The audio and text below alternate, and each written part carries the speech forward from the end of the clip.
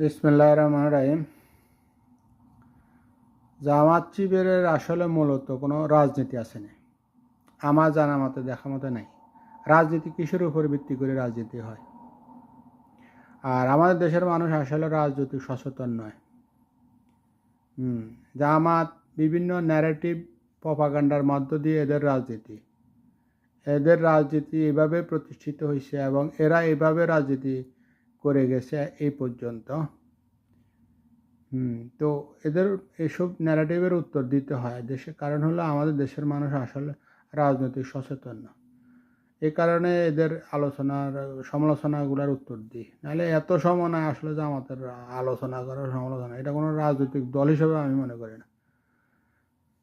তো আমাদের দেশের মানুষ মূলত হলো রাজনৈতিক সচেতন নয়, এই কারণে এদের এই প্রপাগান্ডাগুলোর উত্তর দিই, এই আর কি।